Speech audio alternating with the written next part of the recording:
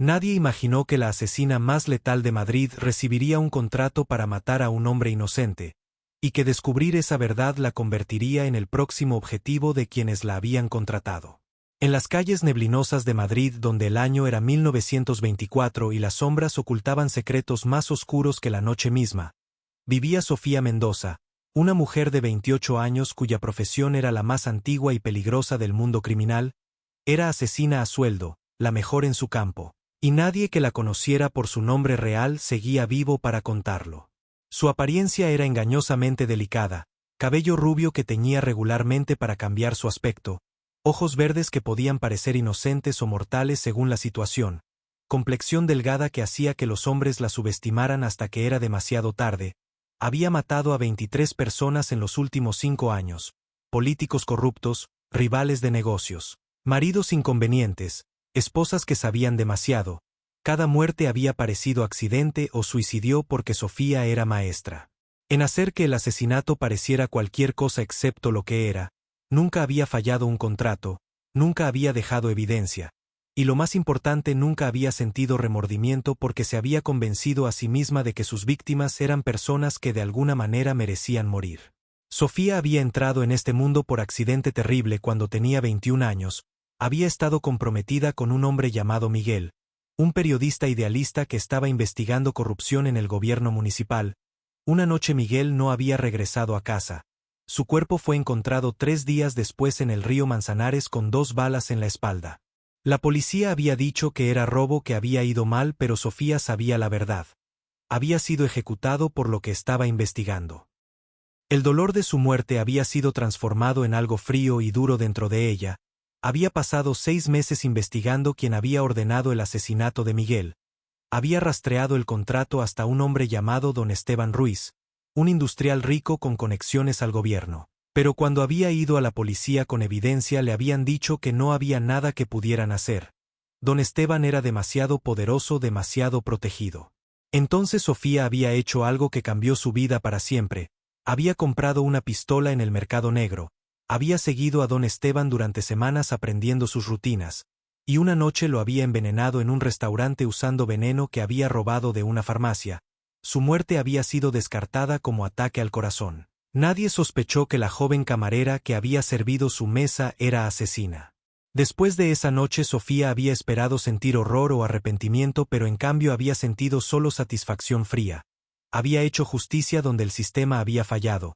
Y aparentemente había sido buena en ello porque 3 semanas después había sido contactada por un hombre que se hacía llamar el intermediario. Sabía lo que había hecho, dijo. Estaba impresionado con su habilidad. Tenía propuesta para ella. Había gente que necesitaba servicios especiales, gente que pagaría muy bien. Sofía había aceptado porque el dinero era bueno, pero también porque había descubierto que tenía talento para matar. Era paciente, meticulosa, no sentía pánico bajo presión. En 5 años se había convertido en uno de los asesinos más caros y confiables del submundo madrileño. Trabajaba solo a través del intermediario, nunca conocía a sus clientes directamente. Recibía nombre, objetivo, ubicación, plazo de tiempo y la mitad del pago adelantado. Completaba el trabajo, recibía el resto del pago y desaparecía hasta el próximo contrato. Vivía bien, no lujosamente pero cómodamente. Tenía apartamento pequeño en Lavapiés bajo nombre falso. Tenía 3 identidades completas con documentos, pasaportes, cuentas bancarias. Había aprendido a desaparecer, a reinventarse, a no dejar rastros. Fue en septiembre de 1924 cuando recibió el contrato que cambiaría todo. El intermediario había arreglado reunión en su manera usual, nota dejada en buzón específico con tiempo y lugar. Sofía llegó al café oscuro cerca de Atocha a medianoche. El intermediario era hombre de mediana edad con rostro que olvidabas inmediatamente después de verlo. Era perfecto para su trabajo. Nunca usaban nombres reales, nunca hablaban de nada personal.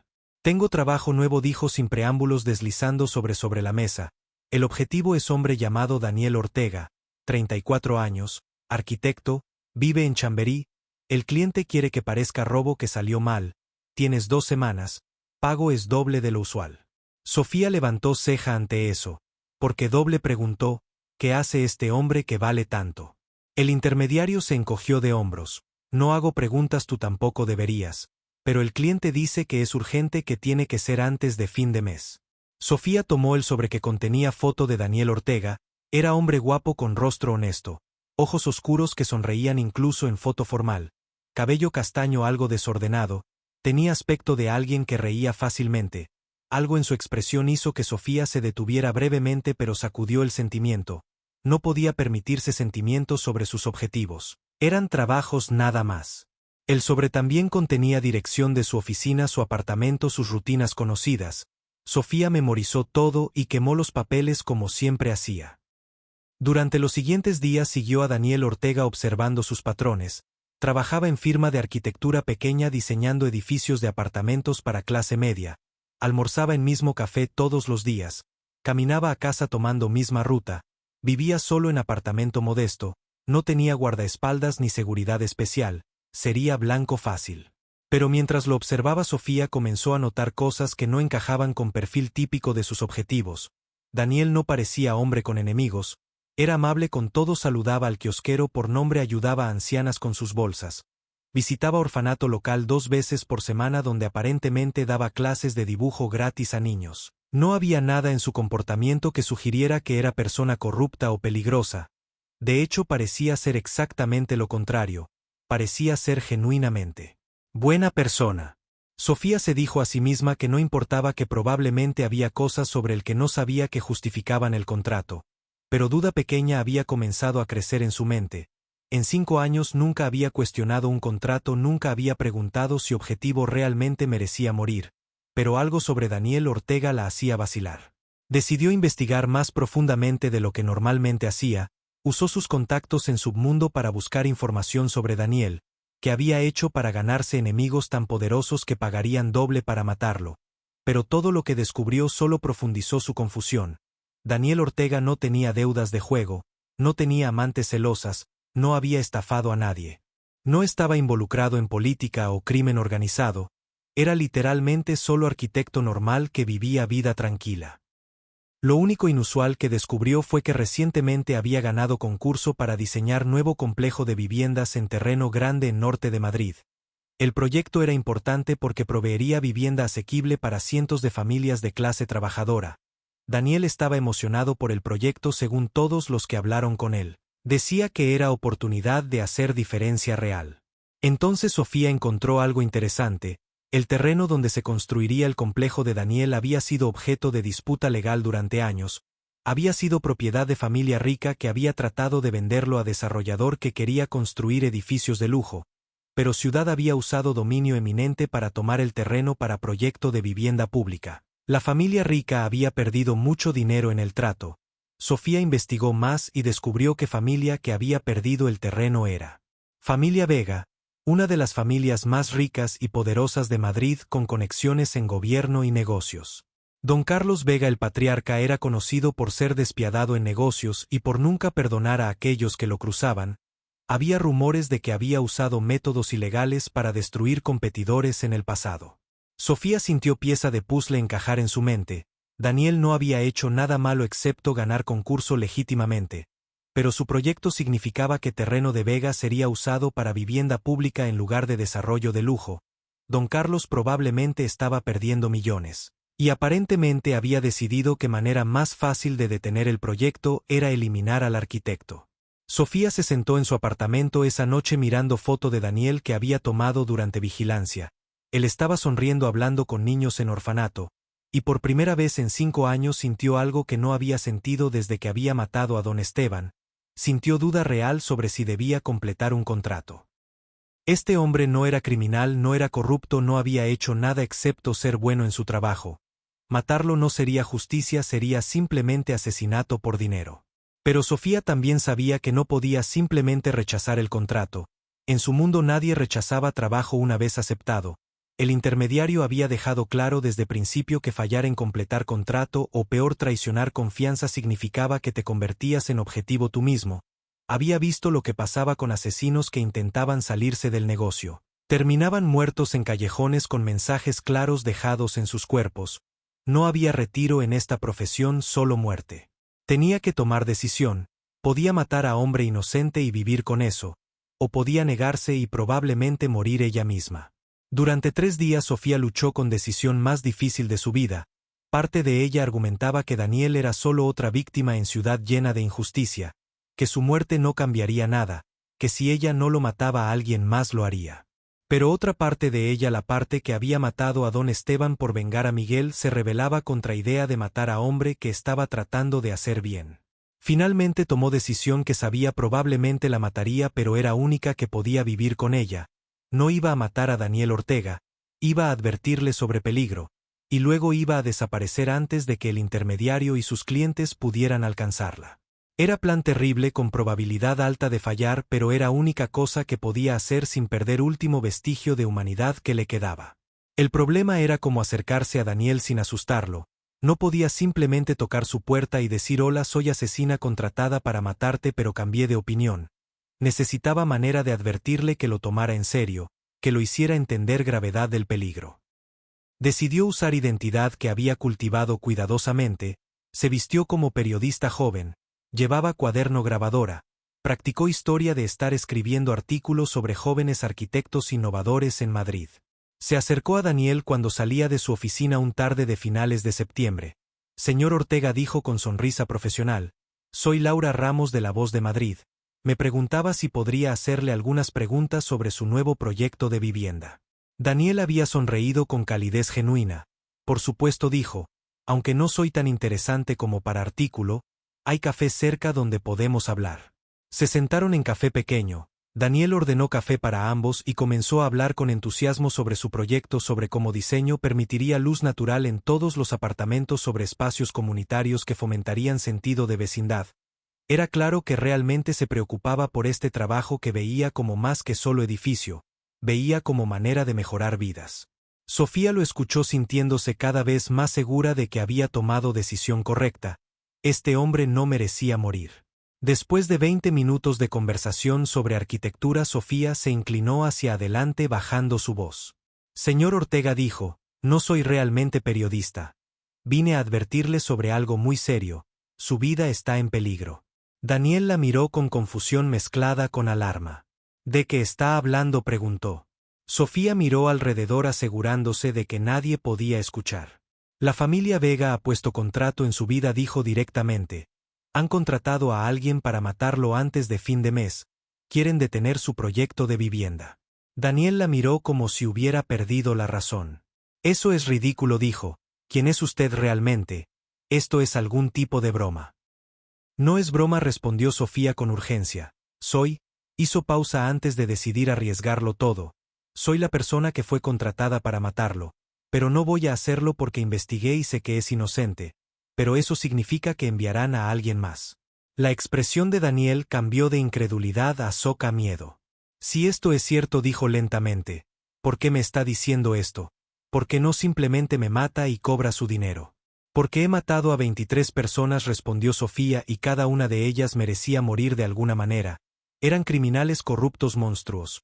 Pero usted no es ninguna de esas cosas. Usted es hombre bueno tratando de hacer diferencia. Y me di cuenta de que si lo mato habré cruzado línea que no puedo descruzar. Me habré convertido en exactamente el tipo de monstruo que solía matar. Daniel la estudió con intensidad que la hizo sentirse expuesta. ¿Cómo sé que esto no es elaborada trampa?, preguntó. No lo sabe, respondió Sofía, pero pregúntese esto. Si quisiera matarlo ya estaría muerto. He tenido docenas de oportunidades durante las últimas 2 semanas mientras lo vigilaba. El hecho de que esté aquí advirtiendo en lugar de matarlo debería decirle que digo la verdad. Daniel procesó esto durante largo momento. ¿Qué debo hacer?, preguntó finalmente.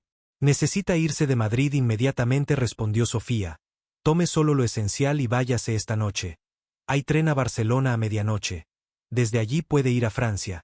Tengo contactos que pueden darle identidad nueva, documentos. ¿Y usted?, preguntó Daniel. ¿Qué le pasará cuando sus empleadores descubran que no completó el trabajo? Probablemente me matarán, admitió Sofía. Pero esa es mi elección, mi consecuencia. Su trabajo es sobrevivir y eventualmente, cuando sea seguro, terminar ese proyecto de vivienda porque esas familias necesitan esos hogares. Daniel negó con cabeza. No puedo dejar que arriesgue su vida por mí, dijo. Tiene que haber otra manera. No la hay, dijo Sofía levantándose para irse. Por favor, señor Ortega, haga lo que le digo. No desperdicie esta oportunidad que le estoy dando. Pero Daniel la detuvo agarrando su brazo. Espere, dijo, si lo que dice es cierto entonces ambos estamos en peligro. Los Vega enviarán a otro asesino para mí y vendrán tras usted por traicionar contrato. Correcto. Sofía asintió. Entonces corramos juntos, dijo Daniel. Usted conoce el submundo, sabe cómo desaparecer. Yo tengo dinero, ahorros, puedo pagar viaje para ambos. Juntos tenemos mejor oportunidad que separados. Es mala idea, protestó Sofía.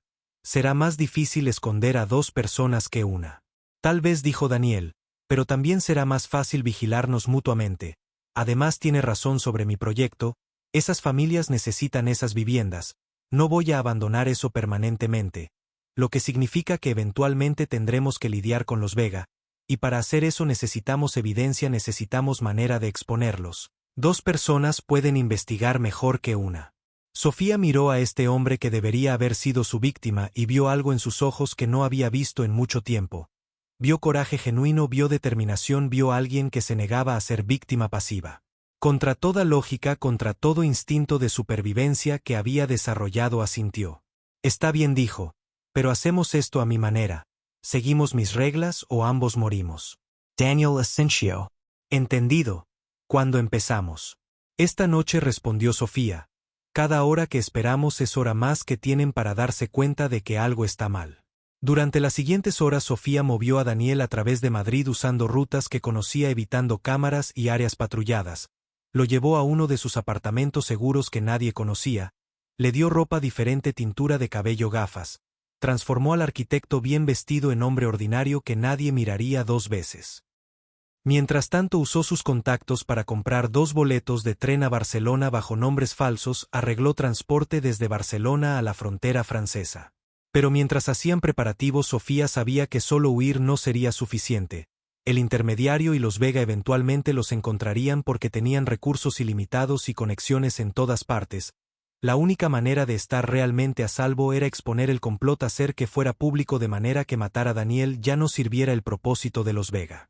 Necesitamos evidencia, dijo Sofía. Necesitamos prueba de que don Carlos Vega ordenó el contrato en su vida.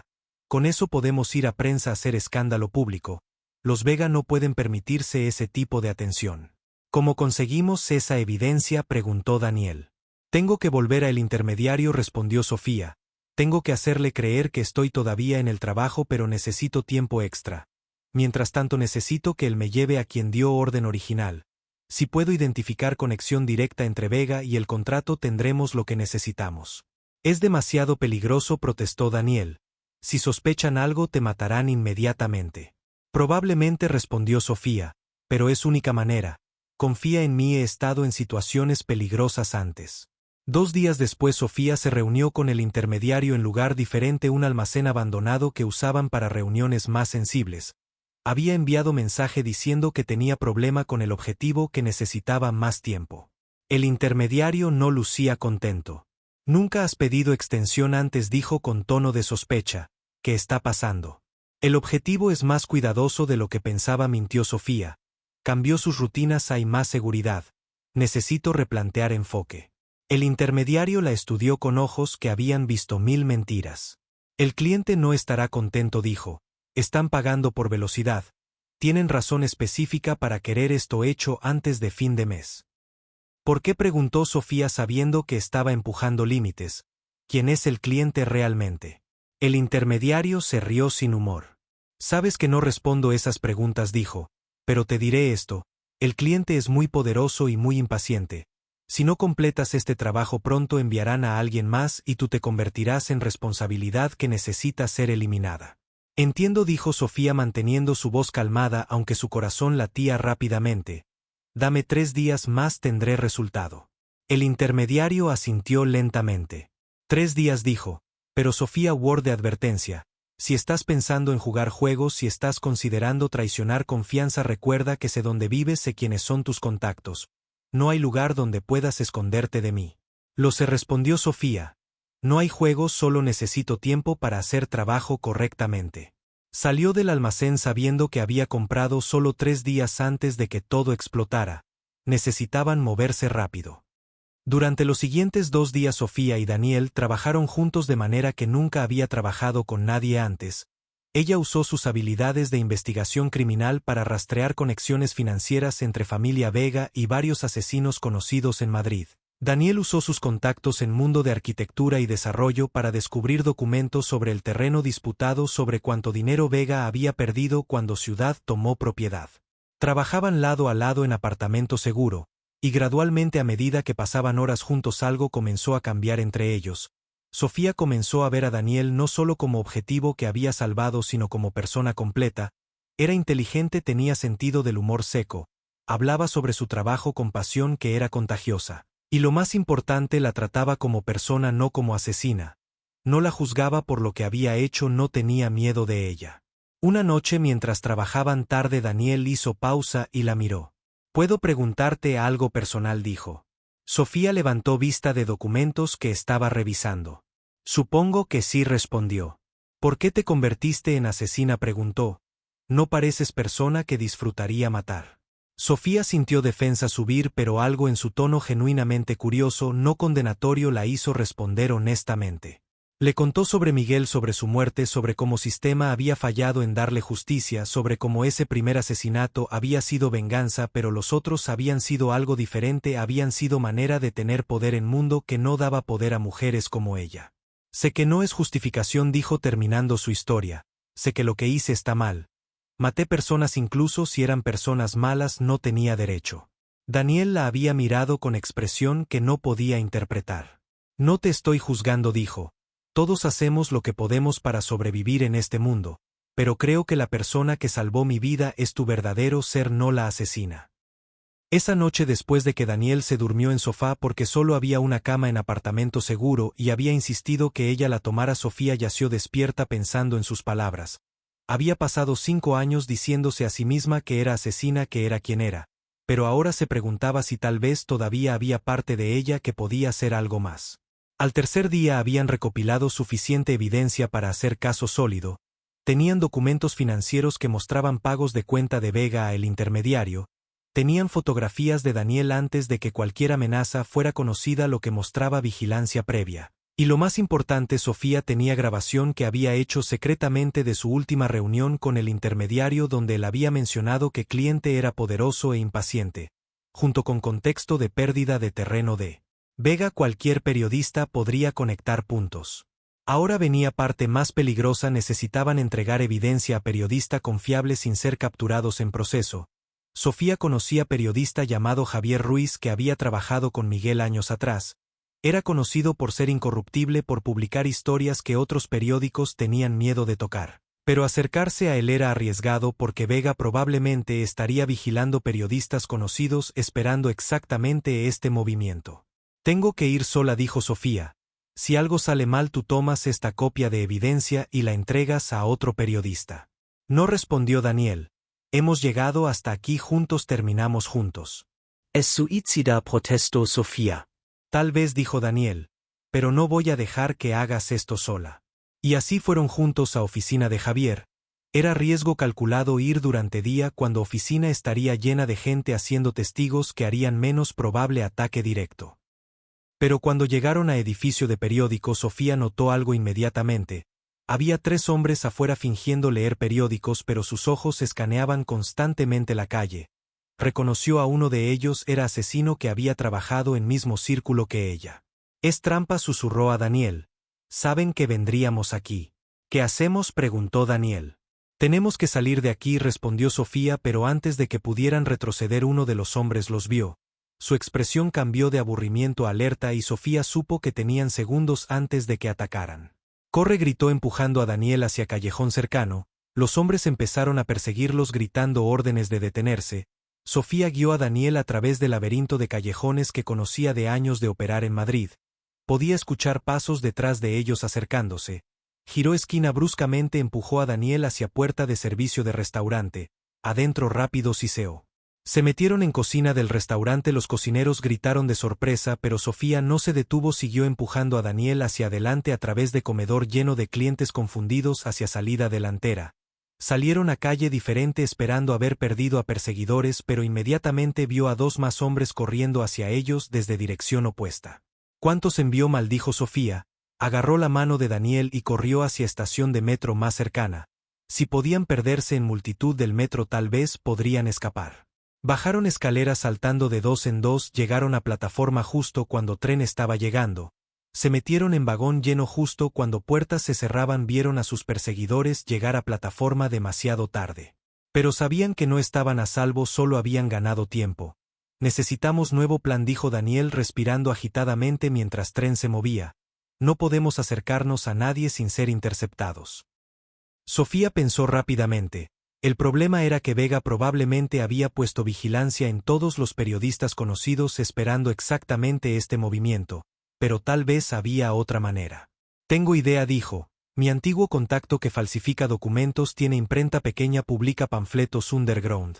No es periódico oficial, pero tiene distribución en toda ciudad. Si le damos evidencia puede hacer suficientes copias para saturar Madrid antes de que Vega pueda detenerlo. Es mejor que nada, dijo Daniel. Fueron al lavapiés, pequeño taller escondido en sótano donde Sofía conocía a hombre llamado Tomás que había estado en negocio de falsificación durante décadas. Tomás había trabajado con Sofía antes, sabía qué hacía para vivir, pero nunca había juzgado porque en su mundo todos estaban fuera de ley de alguna manera. Necesito favor urgente, dijo Sofía cuando Tomás abrió puerta trasera. Necesito que imprimas 1000 copias de esto esta noche y las distribuyas mañana por toda ciudad. Tomás miró documentos que le entregó, silbó bajo. Esto es explosivo, dijo. Familia Vega me matará si descubren que fui yo. Por eso pago triple de tu tarifa usual, respondió Sofía entregándole todo el dinero que tenía. Y después de esto Daniel y yo desaparecemos, tú nunca nos viste. Tomás consideró por momento, luego asintió. Está bien, pero tienen que irse ahora mismo. Tomaremos 6 horas imprimir todo y quiero que estén lejos de Madrid cuando esto salga mañana. Sofía y Daniel salieron del taller sabiendo que habían encendido mecha que no podían apagar. Ahora solo necesitaban sobrevivir las próximas 24 horas. Pasaron esa noche escondidos en edificio abandonado en afueras de Madrid esperando el amanecer. Habían comprado boletos para tren temprano a Barcelona bajo nombres falsos. Si todo salía según plan, para momento en que Vega descubriera panfletos ellos estarían fuera de ciudad. Pero Daniel no podía dormir, seguía dándole vueltas a todo. Sofía dijo en la oscuridad, ¿qué pasa si esto no funciona? ¿Qué pasa si Vega tiene suficiente poder para suprimir todo incluso con evidencia pública? Entonces habremos fracasado, respondió Sofía honestamente. Pero al menos lo intentamos, al menos no nos rendimos sin luchar. Daniel se movió más cerca de donde ella estaba sentada contra pared. Gracias, dijo, por salvarme, por arriesgar todo cuando no tenías que hacerlo. Sofía sintió algo cálido expandirse en su pecho, algo que no había sentido en años. Sabes, dijo lentamente, toda mi vida adulta he estado matando personas, he sido instrumento de muerte, pero contigo por primera vez en años sentí que era algo más. Sentí que podía ser persona que salva en lugar de persona que destruye. Daniel tomó su mano en la oscuridad. Eres más de lo que crees, respondió. La persona que eres debajo de la asesina es alguien extraordinario. En ese momento algo cambió entre ellos. La tensión que había estado construyéndose durante días finalmente alcanzó punto de ruptura. Sofía se volvió hacia Daniel en la oscuridad y sus labios se encontraron en beso que era desesperado y suave al mismo tiempo. Era beso de dos personas que habían estado cerca de muerte, que habían visto peor de humanidad, pero que habían encontrado conexión inesperada en medio de caos. Cuando se separaron, Daniel susurró, esto es locura, ¿verdad? Enamorarse de alguien en medio de huir por nuestras vidas. Es lo más loco que he hecho, respondió Sofía, y he hecho muchas cosas locas, pero tal vez locura es exactamente lo que necesitamos en este mundo. Pasaron esa noche juntos encontrando consuelo el uno en el otro, pasaron esa noche juntos encontrando consuelo el uno en el otro sabiendo que mañana sus vidas cambiarían para siempre de una manera u otra. Al amanecer subieron al tren a Barcelona con nombres falsos, mientras Madrid despertaba a miles de panfletos esparcidos por toda la ciudad exponiendo el complot de la familia Vega. Los periódicos principales no pudieron ignorar el escándalo. Don Carlos Vega fue arrestado una semana después. El intermediario desapareció sin rastro, probablemente ejecutado por sus propios empleadores por el fracaso. Sofía y Daniel llegaron a Barcelona, luego cruzaron a Francia donde comenzaron vida nueva con identidades completamente nuevas. Ella como traductora, él eventualmente regresando a arquitectura bajo nombre diferente. 3 años después, cuando el escándalo había pasado y nuevas personas controlaban familia Vega, Daniel recibió carta anónima diciendo que era seguro regresar a España, que el proyecto de vivienda había sido completado por otro arquitecto usando sus planos originales, que cientos de familias ahora vivían en edificios que él había diseñado. Sofía y Daniel decidieron quedarse en Francia, donde se habían casado en ceremonia pequeña donde nadie conocía su pasado oscuro. Tuvieron 2 hijos a quienes criaron con valores de justicia y compasión. Nunca les contaron la verdad completa sobre cómo se conocieron, solo que se habían salvado mutuamente en tiempos difíciles. 20 años después, sentados en su pequeña casa en Toulouse mirando a sus hijos jugar en jardín, Daniel tomó la mano de Sofía. ¿Alguna vez te arrepientes?, preguntó, de dejar esa vida, de todo ese poder. Sofía lo miró con amor que había crecido más profundo con cada año. Nunca respondió, porque esa vida era muerte disfrazada de poder. Esto es vida real. Y valió cada sacrificio, cada momento de miedo, cada cosa que dejé atrás. ¿Sabes?, dijo Daniel. Salvaste mi vida, pero creo que yo salvé la tuya también. Sofía sonrió. Nos salvamos mutuamente, corrigió. Y eso es lo único que importa al final.